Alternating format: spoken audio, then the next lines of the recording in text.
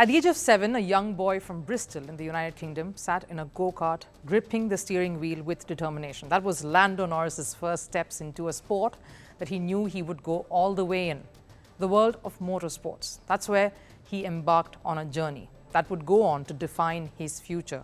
From that moment on, racing became more than just a hobby for Lando.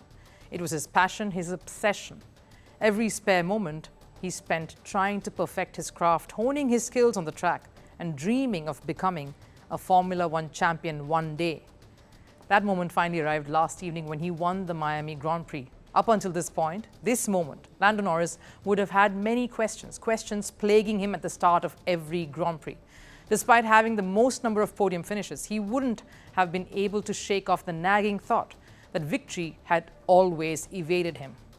In the 109 Formula One races prior to this, Norris never won.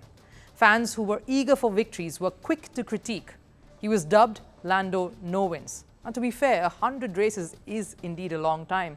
But fans and critics were quick to point out to a winless streak that only kept extending. The fact that he drove for a prestigious McLaren car was making him easy target too.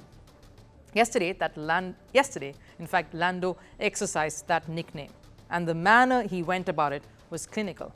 It was not going to be easy to imagine a win starting 6th on the grid. But in a twist of fate that would help in the outcome of the race, a collision occurred on the 28th lap. A safety car, as is the rule, was deployed onto the track. Marshals are called in to clear any debris or damaged parts from the track. It also gives teams an opportunity to make pit stops as every car slows down. In Norris's case, the timing of the safety car deployment worked to his advantage. He was able to make a quick pit stop while the rest were caught behind the safety car. This allowed Norris to gain track position and move ahead of his competitors, particularly Max Verstappen, who was leading the race before the safety car deployment.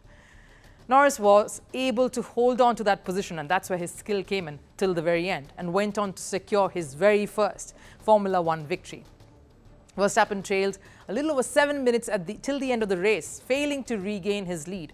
For Norris, it was a triumph of skill and speed with a bit of luck. Everyone boxed ahead of me and I was able to use all the pace I had, and that turned into that little bit of luck. Sometimes you have to have a little bit of luck on your side, but I will take it happily. As he stood atop the podium, he knew that the nickname NoWins had been ousted from his racing narrative, and from now on it would be Lando wins. The celebrations that followed were electrifying. Norris himself was at a loss of words, and understandably so. He was completely ecstatic and in shock. The first win is special, and a win after 109 races all the more so. The overwhelming moment was not lost on Norris. As soon as he crossed the checkered flag, he screamed on the team's channel in joy and a bit of shock. For Lando and the team, it was an incredible win. McLaren has had a horrid season since Lewis Hamilton left.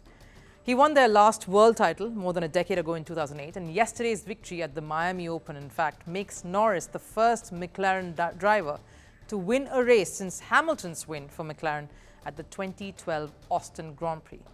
After the weekend, of course, the team is again looking serious in the competition. Even Verstappen, who hates losing, was the first to congratulate Norris. This race has the potential to be a game changer, to bring a twist in the tale from this point on, one that could really shift the dynamics of the year so far. In a season that was widely touted to be dominated by Red Bull, Norris's victory is shaking that.